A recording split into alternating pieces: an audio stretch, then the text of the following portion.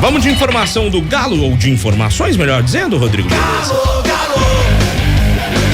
Matheus Oliveira tá de volta. Matheus, conta pra gente quais são as quentes do Galo nesta quinta, meu velho. Pois é, Rafa, ultimamente tá difícil, né, de ter notícia quente do Atlético, porque o mercado do Galo não foi muito agitado, tivemos apenas 2 saídas, Hever e Johan, uma chegada, Gustavo Scarpa, e meio que parou por aí, né? Mas o Atlético, como disse o próprio Felipão, Rodrigo Caetano, o maior reforço do Galo é a permanência do seu elenco. Todos os titulares ficam para essa nova temporada. Um deles, Hulk, Givanildo, maior ídolo recente do Atlético, que chega para sua 4ª temporada com a camisa do Galo. E eu fiz um levantamento aqui, Rafa, e fiquei impressionado com os números do Hulk. Melhora ano a ano. Hulk tem 37 anos, está numa rota totalmente atípica de um jogador de futebol que normalmente nessa idade ou está aposentando ou está em declínio de desempenho. O Hulk é o contrário. Ele tem melhorado ano a ano e não é uma questão de opinião. Os números mostram isso. Em 2021, foi o ano mais marcante do Hulk pelo Galo, conquistando o triplete, Copa do Brasil, Campeonato Mineiro, Campeonato Brasileiro, chegando bem na Libertadores, sendo eliminado invicto, né? Invicto não, mas não lembro se invicto, mas sem na perder pro Palmeiras, né? Foi pelo o gol de empate do Palmeiras, acho que no critério eliminou o Galo pelo gol fora de casa. Eu não lembro se o Atlético tinha perdido antes. Tanto que o critério mudou depois, no ano seguinte. Foi 0-0 o primeiro jogo? 0-0. Isso, aí o Palmeiras com o 1-1 passou pelo gol fora de casa. Pois é, o 0-0 foi o Hulk chutando pênalti na trave. Foi, isso. Verdade. O Hulk foi o grande protagonista daquela conquista, daquelas 3 conquistas do Atlético. Foi o craque daquele campeonato brasileiro, o artilheiro do brasileiro com 19 gols, o artilheiro do país na temporada com 36 gols. Quer dizer, um ano perfeito. E foi o pior ano dele em número de participação em gol. Uma coisa incrível. Incrível. Eu fiquei impressionado, nem acreditei quando fiz a conta.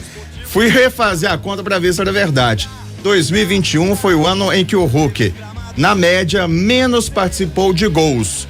A média de 0,70 participação em gol por jogo. Ele fez 36 gols, deu 12 assistências em 68 jogos. Aí vem 2022. Pro Galo veio a Supercopa do Brasil e o Campeonato Mineiro, um ano menos recheado de títulos, mas o Hulk individualmente melhorou o desempenho dele. 0,73 a média de participação em gol por jogo. Foram 29 gols e 5 assistências, e aí ele fez bem menos jogos. No primeiro ano, 68, no segundo, 46. E no ano passado ele melhorou de novo. A média subiu para 0,74. 30 gols, 14 assistências em 59 jogos. E o Hulk hoje é o 21º na lista de maiores artilheiros do Galo com 95 gols, está pertinho ali do Paulo Isidoro, que é o 20º, fez 98. Vai passar provavelmente no Campeonato Mineiro, né? E assim, pela postura, pela conduta, pelo afinco com que o Hulk trabalha, né? Como ele se cuida fisicamente, não há nada mostrando que esse ano vai ser diferente dos anteriores. E eu até queria acionar o Breno Galante para falar sobre isso, porque a idade parece não pesar para o Givanildo, né, Breno? Já dá pra gente ter noção do tamanho do Hulk na história do Atlético, ou só daqui a alguns anos, quando ele se aposentar, que vamos ter essa noção? Boa tarde aí, Matheus. Boa tarde, Rafa, Lélio. Seja bem-vindo novamente, Seabra. Boa tarde, turma de casa aqui. Bom, ô Matheus, falar do Hulk, cara, é sempre você falar de um grande ídolo, de um cara que já escreveu seu nome na história do Atlético. E aí você disse aí, né, que em 2022 ele teve menos partidas, mas a gente tem que lembrar, ele teve aquele problema na panturrilha que incomodou muito ele acabou ficando fora de alguns jogos. Raro a gente ver o Hulk com algum tipo de lesão, né? Inclusive, se cuida muito até no aspecto de prevenção, né? Tem aquela situação de ter uma câmara hiperbárica em casa, ter o seu personal, né? Ele trouxe para cá da Paraíba o Hugo Araújo para poder acompanhar os trabalhos dele, seja em casa, nas férias. Cara, é um cara que, além de tudo, determinação, profissionalismo, eu acho que essa palavra é a principal quando a gente fala do Hulk, mas é um cara focado em querer sempre mais. O Hulk, ele não se contenta em ser apenas um atacante, ele quer ser o melhor atacante do Brasil, ele quer brigar, e ele sabe que a cada ano que passa a coisa fica mais difícil, né? Porque a idade pesa, mas ele tem essa motivação interna de sempre querer mais, querer títulos. Hoje o grande foco do Hulk é ter uma Libertadores. O Hulk ainda não foi campeão da Libertadores, né? Então a gente espera um ano muito produtivo do Hulk. O Scarpa chega e pode ajudar muito a situação dele, do Paulinho, dentro do Atlético. E aí você falou aí, dá pra colocar ele já na história do Atlético? Dá, né? O Hulk é um cara que já é ídolo do torcedor, por onde ele passa, ele arrasta o torcedor do Atlético. Enfim, eu tenho expectativas muito boas e acho que ele vai ser novamente o protagonista do Atlético nesse ano. Vai ter destaque pro Paulinho, vai ter destaque pro Scarpa, mas eu acho que o Hulk ainda vai ser o grande nome do Atlético na temporada, viu, Matheus? Eu também acho, viu, Breno Galante? A gente até analisou isso recentemente, né? Seria Hulk, Paulinho, Scarpa, mas a minha grande dúvida é a seguinte, porque os historiadores, eles costumam dizer que é preciso deixar os fatos maturarem pra gente ter a real noção do tamanho deles, da dimensão deles. Então, eu acho que o Hulk, daqui a alguns anos, a gente vai entendê-lo como maior ainda do que entendemos hoje na história do Galo. E aí, Lélio Gustavo e Daniel Seabra, qual o tamanho do Hulk na história do Atlético? Começar contigo, Lélio Gustavo. Eu acho que o Hulk, ele já é ídolo da torcida do Atlético. Isso aí é indiscutível, né? É um jogador que tem se mantido aí muito bem nessas temporadas que ele tem vestido a camisa do Atlético. É claro, né, que ele, em um determinado momento, principalmente ano passado, ele deu uma oscilada, aí já veio o cara, é o vereador, né, Paulo César Gordinho, aí o Hulk tem que ir embora. Não, quem tem que jogar é o seu, Gordinho. Você tem que jogar no lugar dele, a gente tá descobrindo isso agora. Mas, de qualquer maneira, é um ídolo. E quando surgiu aquele papo de não sei se fico, eu acho que, com certeza, eu tenho certeza que 99,9% da torcida do Atlético ficou preocupada, sabe?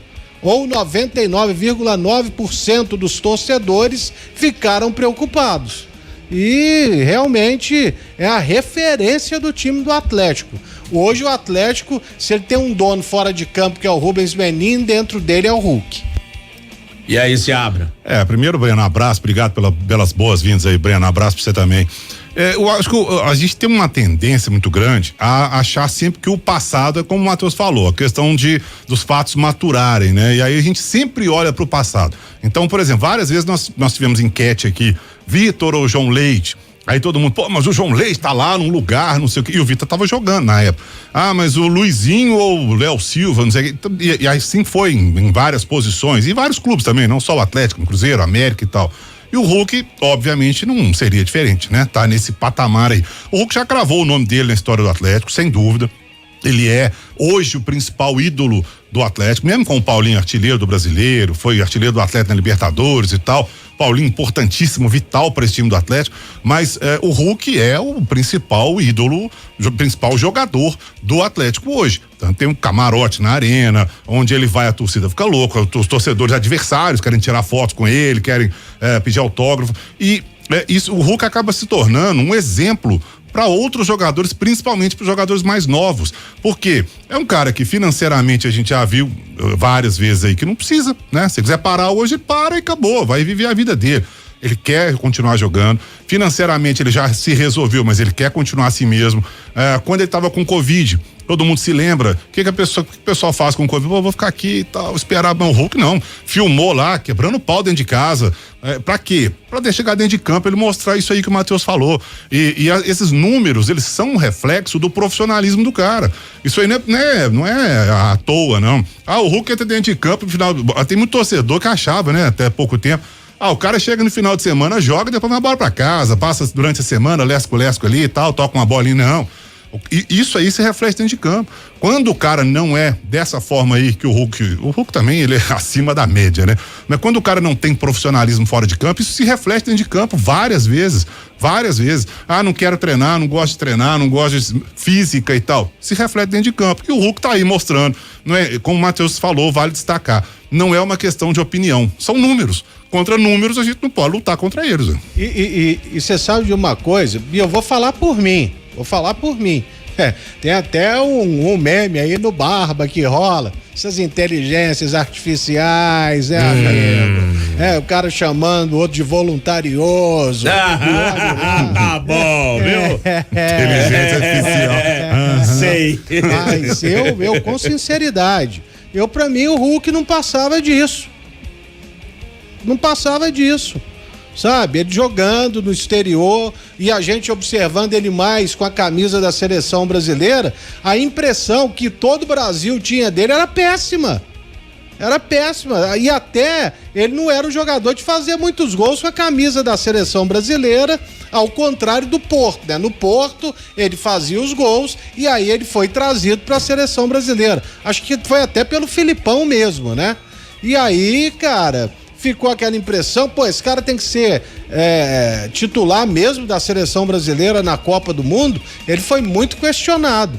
E hoje ele é um cara que é reverenciado até por outras torcidas.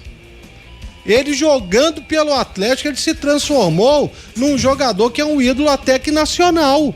Ou será que eu estou equivocado? O Breno Galante pode responder perfeitamente isso porque ele tem acompanhado o Atlético fora de casa. Diz aí, Breno.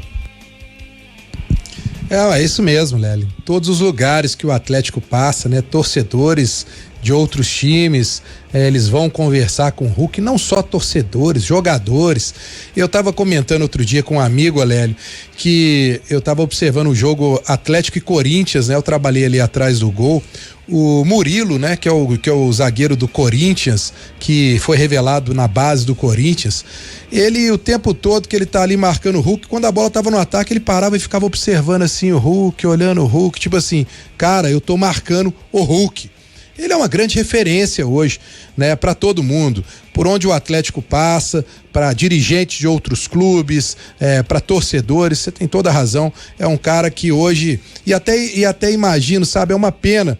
Ele vai ter vários compromissos quando ele se aposentar, mas seria um nome ideal para ser o embaixador do Atlético, continuar viajando, como o Fred faz lá no Fluminense, né?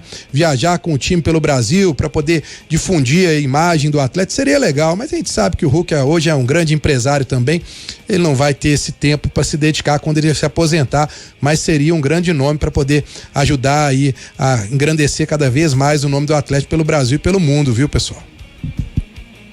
Uma prova disso que vocês estão falando, ó, notícia de 12 de fevereiro do ano passado, e o Tempo Esportes.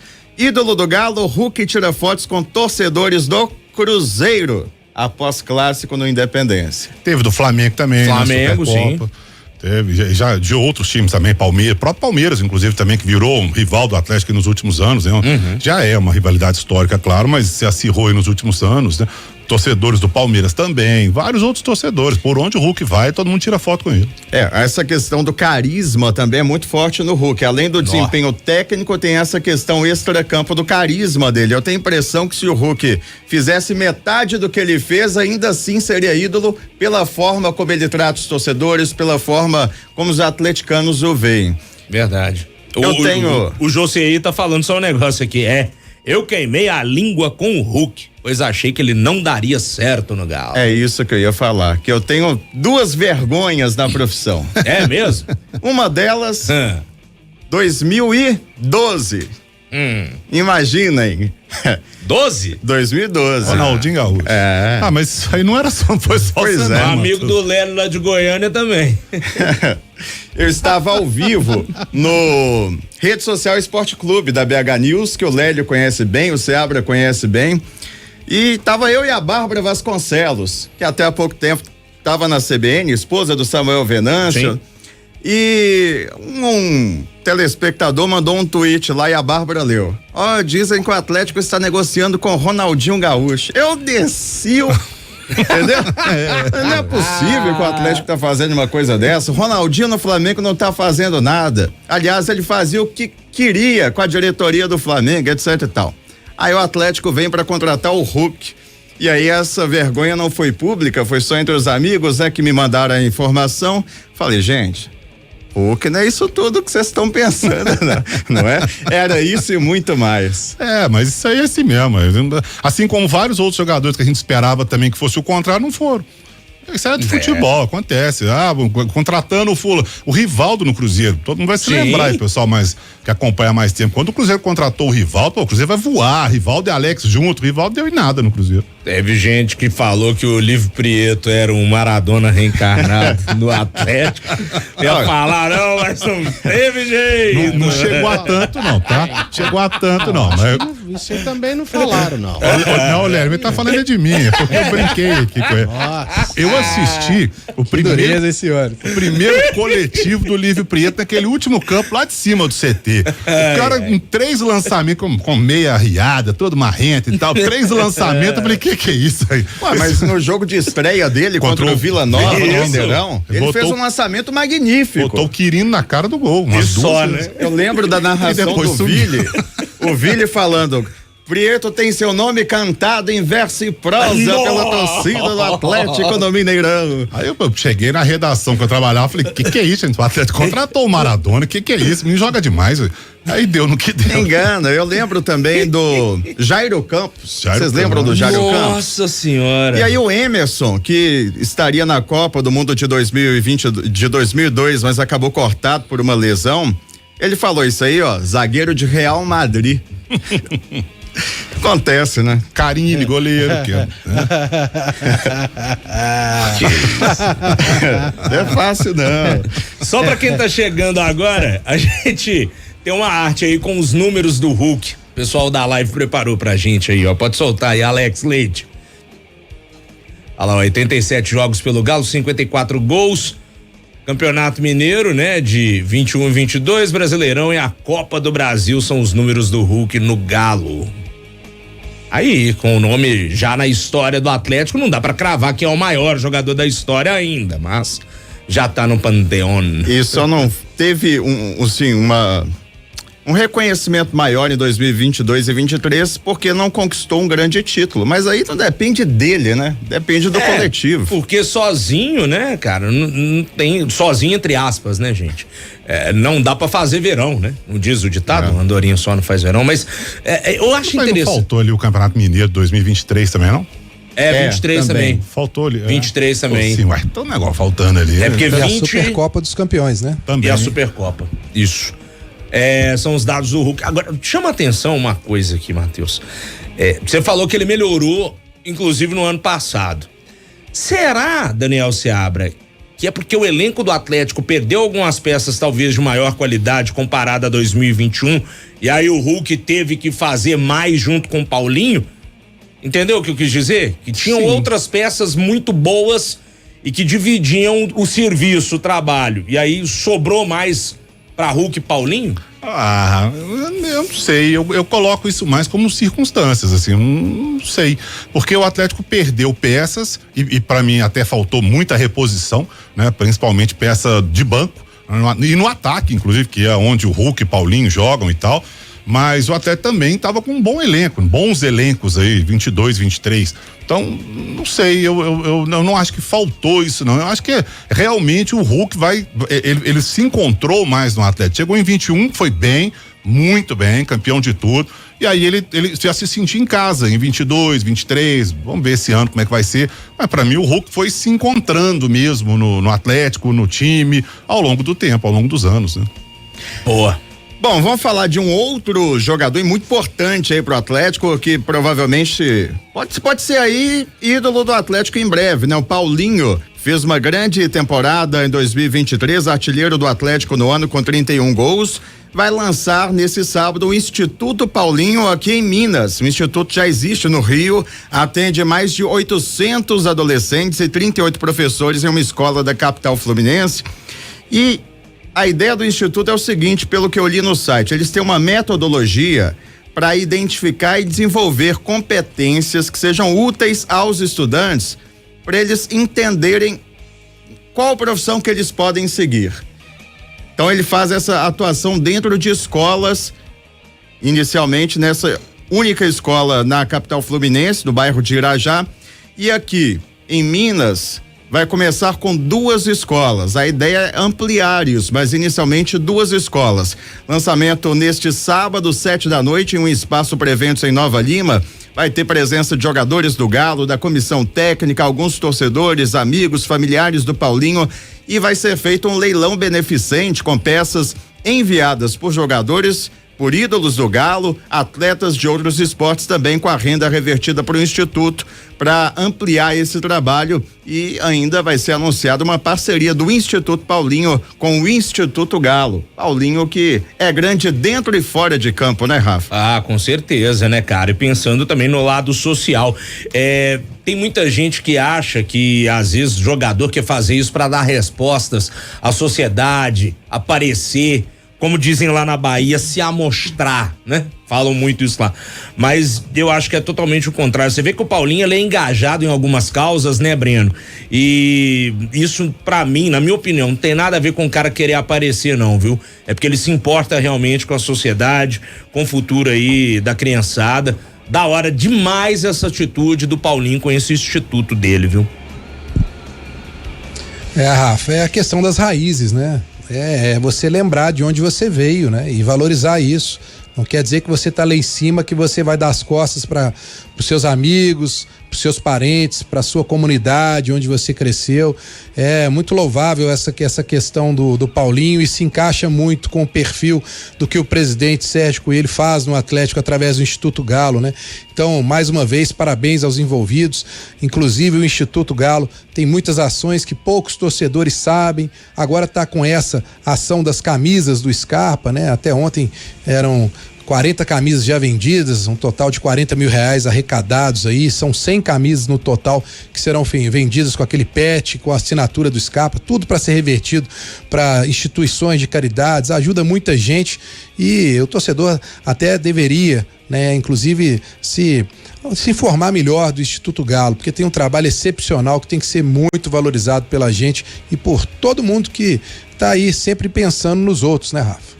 Com certeza, da hora demais. Tô vendo até aqui, tem material didático próprio, tem um tanto de coisas aqui. O Instituto Paulinho, quem quiser conhecer, institutopaulinho.org.br é o site. E quem dera se metade dos jogadores que se dão bem no Brasil pensassem dessa forma, né? Seria bem interessante, pelo menos a metade, vamos colocar mais ou menos por aí, né? E aí nós estamos falando de jogadores que se dão bem no Brasil, porque também quando todo mundo pensa em jogador de futebol, é todo mundo bilionário, né? Não, viu, gente? Vai pro norte, nordeste, vocês vão ver aí que a realidade é outra. Mas e aqui também em Minas, interior de Minas e tal. Mas se esses jogadores que se dão bem no Brasil, se eles pensassem socialmente dessa forma, ia ser bem legal, viu? Mudando um pouco de assunto, vamos falar agora do presidente do Conselho da SAF do Atlético, também principal investidor da SAF, o Rubens Menin. Ele anunciou hoje a compra pelo Banco Inter, que pertence à família dele, dos name rights do estádio do Orlando City e do Orlando Pride dos Estados Unidos. Orlando City é time masculino, o Pride feminino. O estádio vai chamar Inter Eco Stadium.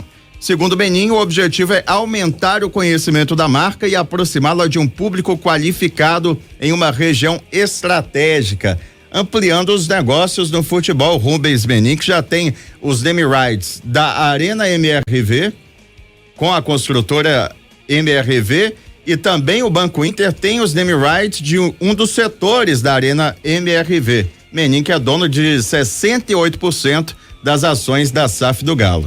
E o Banco Inter que tem, inclusive, negociações, né? Tem ações, melhor dizendo, na Nasdaq, que é a Bolsa de Nova York. Lélio Gustavo, o Rio só corre para o mar, Lelão. Olha, grande parte da torcida tá invocada. O dinheiro é do camarada, ele faz com ele o que quiser, né? Quem deu mole foi quem aprovou a venda por um valor menor dos name rights do Atlético para a empresa do Rubens Menin. Mas é isso aí, 55 milhões de dólares, né? Ou seja, 5 vezes mais do que ele pagou pro Atlético, não é isso? Por aí. Quanto que foi o name rights da Arena? 55, 60? Não, 5 vezes, são 5 milhões a mais, né, Léo? Não, porque lá pro Orlando City, 55 milhões de dólares. Foi dólares, tá certo. 71,8 milhões de reais. Pois é. Aí a torcida tá cuspindo marimbondo, né? Com razão. Mas, igual eu falo, o dinheiro é dele, ele faz com ele o que quiser. Investe onde quiser. Interessante, né? Que o Menin, ele é um cara multifacetado, até vinícola ele tem na Europa, né, cara? É mole. Deve ser bom ter dinheiro. Não é? Deve ser. Onde que eu vou aplicar o meu dinheiro aqui? Vou comprar o Atlético, agora eu vou abrir uma vinícola, agora eu tenho name rights no estádio do Orlando City, da gloriosa Major League Soccer. É complicado, viu, Matheus? Complicado. Vamos continuar falando da SAF do Atlético. A gente até tem uma sonora aí, em que a gente pegou no Twitter do Rubens Menin, que ele tem postado lá uma série de vídeos, SAF sem segredos. E aí ele falou, qual que é o papel da SAF, da Associação do Atlético? Tá no ponto? Tá no ponto. SAF do Galo X01, beleza? É porque eu fui pegar uma folha pra dar o roteiro pro nosso operador Rodrigo, beleza? Ela deu uma travada na impressora e ela amassou justamente onde está o nome do vídeo. Por isso que a gente tá aqui conversando. Eu fui olhando os bastidores e não aguentei. Achou, né, beleza? Aí, garoto. É o seguinte, o Rubens Menin, ele fala sobre qual que vai ser a diferença do papel da SAF e da associação, e logo em seguida o presidente do Atlético, a associação, Sérgio Coelho, fala: a associação vai fiscalizar a SAF ou não? Vamos ouvir. Começa pelo Conselho de Administração. O Conselho de Administração da SAF tem 9 membros, dentro 2 dos quais são indicados pela associação. Depois disso, nós temos 2 estruturas separadas. Uma estrutura da empresa, onde também é indicado um CEO para cuidar dos negócios, dinheiro, pagamentos, operações, e uma estrutura do futebol. Essa é a grande novidade dessa SAF nossa. A estrutura do futebol, mais uma vez, ela é feita a 4 mãos. Ela é feita associação e SAF através de um comitê, que é gerido, nesse caso, pelo Sérgio Coelho. Nós criamos um comitê, e esse comitê tem 6 membros. É um número par, eu sou o presidente do comitê de futebol e eu tenho o voto de Minerva. Presidente, a associação vai fiscalizar a SAF? Recorrente essa pergunta. E o que eu tenho que mostrar aqui para todos é que nós não temos o papel de fiscalizar a SAF. Nós somos sócios da SAF. Quem vai fiscalizar a SAF são empresas de auditoria independente. A nossa auditoria, ela está entre as maiores auditorias do mundo. Então a torcida pode ficar absolutamente tranquila que todas as contas, toda a gestão da SAF será auditada por auditoria que tem competência para isso. No passado, a associação, se um dirigente fizesse alguma coisa errada, um ato incorreto, ou administrasse mal as finanças do clube, ele ia embora e nada acontecia com ele. Agora não. Qualquer coisa que a gente faça de errado, o nosso CPF está lá. Nós seremos responsabilizados. Então nós temos que ter uma visão diferente. Temos que ter uma responsabilidade muito grande. Quer dizer, nós seremos responsáveis por qualquer ato que não estejam de acordo com os padrões, tanto do ponto de vista ético, moral e financeiro. Rubens Menin e Sérgio Coelho sobre os papéis da SAF e da Associação do Atlético, Rafa. O vídeo aqui eu tava até vendo, porque esse vídeo foi postado tem um tempinho já, né? Acho que foi no dia 11 deste mês. A gente tinha deixado isso separado aqui, mas essa série do Menin, né, com o Sérgio Coelho, o que eles estão tentando fazer, ao meu modo de ver, é explicar algumas coisas que não ficaram claras quando do processo de venda da SAF do Atlético. E aí, Breno Galante, tem até uma questão, né? A galera cobrou muito transparência, que fosse melhor explicado quando da venda. E agora eles vêm e fazem essa série de vídeos até para tentar botar os pingos nos is pra gente entender como que funciona tudo dentro dessa organização, dentro desse esquema organizacional, né, Breno? Rafa, mas ainda existem várias questões que ficam aí pairando pela cabeça do torcedor do Atlético, né? Talvez essas questões possam ser desvendadas através de um resultado dentro de campo. Eu até acredito nisso. Se você tiver um time competitivo e começar a ganhar tudo, eu acho que o torcedor acaba que ele perde aquele foco, né? E fica feliz da vida, comemora as vitórias, os títulos. Afinal, né? O fim principal do Atlético são as competições, é o futebol. Mas vejo com bons olhos esse tipo de atitude para trazer a público o esclarecimento de algumas situações. Espero que, pelo jeito, ontem ele fez o último episódio, né? Postou um vídeo ontem, mas poderia continuar aí até com sugestões de torcedores, sabe? Com algumas questões levantadas pelos torcedores, respondendo aos torcedores, porque ainda tem algumas coisas que precisam ser esclarecidas, mas o principal nisso aí, para mim, chama-se responsabilidade fiscal e orçamentária, o que realmente não aconteceu no Atlético ao longo de muito tempo, e o Menin falou muito bem, né? Vários presidentes do Atlético deixaram aí o Atlético no vermelho, não se responsabilizaram, chegava outro, assumia, aí varria as coisas para debaixo do tapete, seguia, quando acabava o seu mandato, também varria para debaixo do tapete e depois chegou onde chegou, né?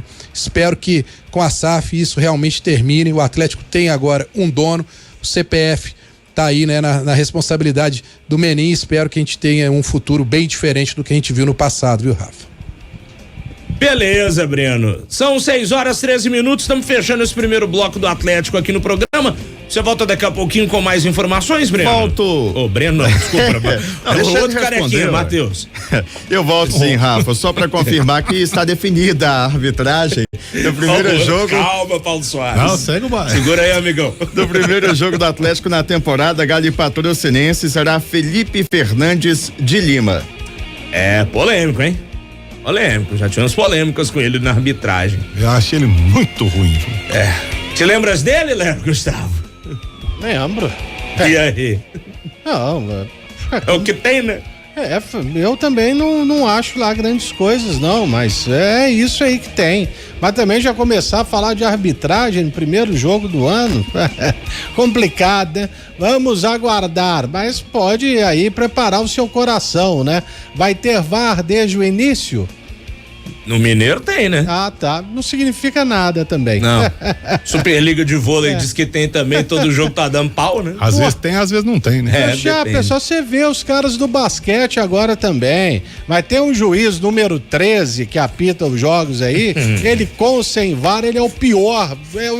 Ele é o péssimo dos péssimos disparado. Apitou algum jogo recente do Minas? Minas e Cerrado aí, é só você ver aí. Ah, é? Como é que foi? Vou lembrar o nominho dele aqui. O Léo fica revoltado. Aliás, ontem nós passeamos lá em Brasília, 111 a 68. Desculpa aí.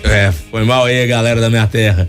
Ô, Breno, estamos fechando esse primeiro tempo, meu velho. Amanhã você volta com mais do Galo também aqui em O Tempo Esportes, beleza? Valeu, Rafa. Grande abraço a todos aí. Até amanhã. Tamo junto.